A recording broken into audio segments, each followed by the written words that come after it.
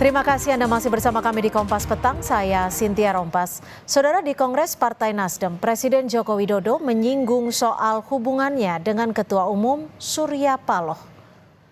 Awalnya, Presiden memuji hubungannya dengan Surya Paloh memiliki sejarah dan cerita panjang, membawa Jokowi menjadi Presiden Republik Indonesia. Namun kemudian Jokowi menyindir soal pernah sepakat dengan Surya Paloh, tapi seminggu kemudian berbeda. Jokowi juga bilang ada pihak yang datang beramai-ramai dan pergi meninggalkan ramai-ramai. Namun Presiden tidak menjelaskan pihak yang dimaksud.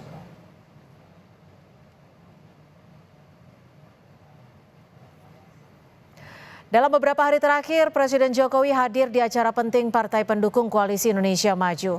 Mulai dari Golkar, PAN, dan yang terbaru Partai Nasdem malam tadi. Di hadapan Surya Paloh, Presiden Jokowi menyindir ada pihak yang datang beramai-ramai dan pergi meninggalkan ramai-ramai. Siapa yang dimaksud Presiden Jokowi? Kita berbincang dengan Direktur Eksekutif Poltreking Indonesia, sudah ada Mas Hanta Yuda. Mas Hanta, ini siapa sebenarnya yang dimaksud oleh Presiden Joko Widodo nih? Datang beramai-ramai, pergi meninggalkan juga beramai-ramai. Ya, kalau kita lihat peta politik terakhir itu mengindikasikan suara hati Pak Jokowi, Cynthia.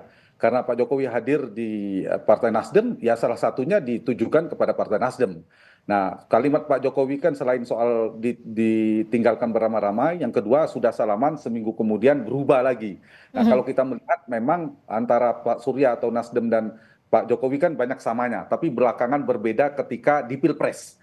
Jadi mungkin curahan hati Pak Jokowi ada soal kesepakatan apa di Pilpres. Sebenarnya saya melihat kemarin itu satu sisi ada semacam CLBK ya, cinta lama bersemi kembali mereka. Pernah ada, pernah bersama. Kita tahu Nasdem adalah partai pertama yang mendukung Pak Jokowi. Kemudian istilah Pak Jokowi pernah ada rasa yang pernah ada situasi itu. Kemudian Nasdem juga kita tahu cukup konsisten dan seterusnya. Yang didukung Pak Surya juga pernah mengatakan, Cynthia, bahwa kalau Pak Jokowi bisa maju sebagai capres lagi di 2024 alias 3 periode, maka Nasdem akan mendukung Jokowi. Nah, poin saya adalah dari kalimat-kalimat yang disampaikan tadi itu, keduanya sebenarnya menyimpan kerinduan satu sisi. Tetapi momen kemarin itu yang paling penting dari sisi politik adalah mengirimkan unek-unek politiknya, sindiran politiknya juga cukup tajam. Poin yang tadi menjadi prolog dari Kompas TV tadi, itu ditujukan kepada Partai Nasdem salah satunya. Meskipun Pak Surya juga sindirannya juga keras soal keteladanan, soal konsistensi Pak Jokowi dan sebagainya. Ya, tapi kalau unek-unek politiknya ini dicurahkan di acara Partai Nasdem, ini Anda melihatnya ini terkait dengan dinamika politik belakangan atau secara keseluruhan nih? Bisa kedua-duanya. Kalau yang belakangan kan kita bisa kaitkan dengan peta Pilpres. Tapi hari ini juga sebaliknya. Tapi ada kabar baik bagi Pak Jokowi mungkin ya, di mana Partai Nasdem dua hal. Partai Nasdem di Pilkada DKI membatalkan mencalonkan Anies Baswedan sebagai calon gubernur DKI. Kalau kita gubernur DKJ, daerah khusus Jakarta. Kalau kita bicara kekinian. Yang kedua, kabar baik bagi Pak Jokowi, menyenangkan hati di mana Partai Nasdem sudah tegas tidak hanya akan tuntas mendukung pemerintahan Pak Jokowi hingga 2 bulan ke depan, tapi juga sudah cukup jelas dan tuntas akan masuk dalam pemerintahan Prabowo Gibran. Itu yang menjadi kabar baik bagi Pak Jokowi. Tapi di sisi yang lain memang mungkin Pak Jokowi lebih banyak pada catatan ketika dinamika di Pilpres yang mungkin diharapkan tidak terulang lagi di pemerintahan ke depan ketika Nasdem berada di dalam pemerintahan. Tapi sebalik, Partai Nasdem yang dikirim oleh Pak Surya itu juga kuat tentang mengakali undang-undang ya, kemungkinan legal dan sebagainya. Nah, kalau saya melihat Pak Surya lebih pada kekinian. Jadi Pak Surya tidak terlalu fokus pada yang lama, karena itu lebih komplain atau sindiran Pak Jokowi lebih pada peristiwa Pilpres kalau saya nangkap, tapi Pak Surya itu sindirannya lebih banyak pada saat ini. Tapi kalau Mas Hanta melihatnya sindiran dari Pak Surya Paloh terkait dengan ada upaya mensiasati undang-undang, ini memang direct ataupun memang bahasa kiasan yang memang sebenarnya ingin disampaikan oleh Partai Nasdem? Iya, kita tentu Pak Surya ya yang tahu, tapi saya melihat kalau seorang politisi apalagi sekaliber Pak Surya itu tidak mungkin menyampaikan pidato keceplosan. Pasti sudah dikonsep, ada poin-poin yang disampaikan, meskipun Nasdem itu dua yang poin paling kuatnya narasi dia yang dia kirim adalah sinergi untuk bangsa itu adalah persatuan kebersamaan, yang kedua adalah soal pesan koalisi, dia mempertegas posisi koalisinya. Tapi poin yang disampaikan Pak Surya tadi malam itu saya kira bukan apa namanya tanpa sengaja, itu memang diarahkan, pesan itu serius dikirimkan beliau kepada yang ditujukannya tentunya, Hmm. Cynthia. Jika memang Anda menyebutnya suatu pidato di acara besar, artinya sudah terencana, sudah terstruktur, sudah dipersiapkan sebelumnya. Apakah ini artinya memang kalimat tersebut dilakukan secara disengaja dan juga ditujukan? Ya, berarti begini, kita bicara pilkada per hari ini. Salah satu isu yang cukup kencang kan soal sebelumnya ada keputusan dari MK.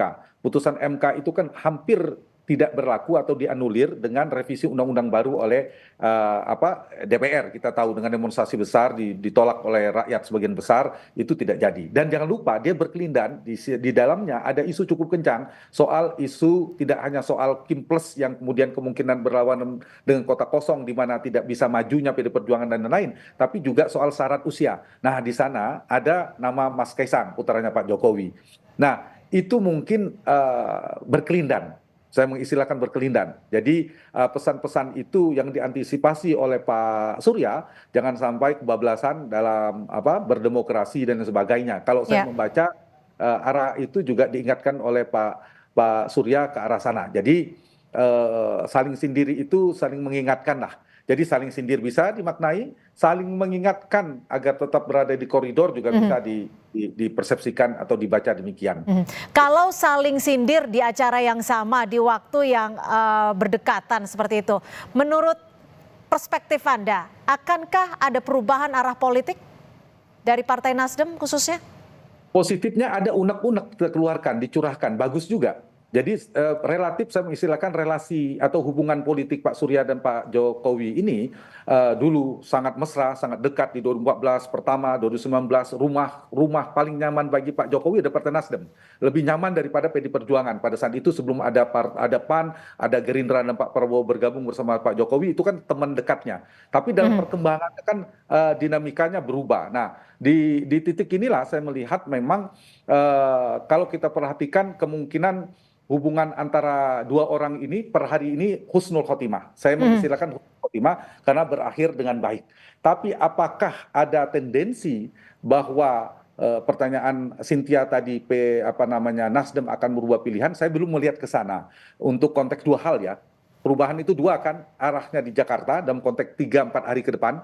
Mungkinkah keluar dari Kim Plus kemudian mendukung Anies atau yang lainnya, atau yang kedua Partai Nasdem memilih bersama PD Perjuangan menjadi kekuatan oposisi. Per hari ini saya belum melihatnya, tapi poin justru yang dipertegas oleh Pak Surya tadi malam itu adalah mengirimkan tentang pesan narasi persatuan, tapi juga koalisi. Jadi Ya. bukan hanya dengan Pak Jokowi, dengan Pak Prabowo akan bersama Prabowo Gibran di 10 tahun 5 tahun ke depan. Jadi poinnya adalah saya melihat Pak Surya sudah mengumumkan kepada publik akan bergabung ke dalam pemerintahan. Cuma tetap ada yang digarisbawahi, Partai Nasdem tetap independen. Jadi kalau dalam Oke. teori organisasi partai politik, tingkat kelembagaan Partai Nasdem ini cukup independen, tidak terkooptasi. Jadi Apalagi artinya ada kita pesan juga yang ingin ataupun ya, ditekankan oleh Ketum Partai Nasdem. berada di dalam pemerintahan Mas tapi Hanta, tetap kritis, kira-kira begitu. Mas Hanta, saat menghadiri acara-acara besar partai, ada Golkar, PAN, dan semalam Partai Nasdem, ini kan ada pesan yang disampaikan Jokowi. Saat PAN dibagilah kursi tambahan, saat Golkar disebutlah bahwa partai yang paling adem. Sebenarnya apa yang ingin dibentuk, makna yang ingin disampaikan oleh Presiden Joko Widodo? Pak Jokowi sama membangun narasi tentang ingin membangun rekonsiliasi ya, rekonsiliasi politik dalam konteks politik normatif ya kebangsaan.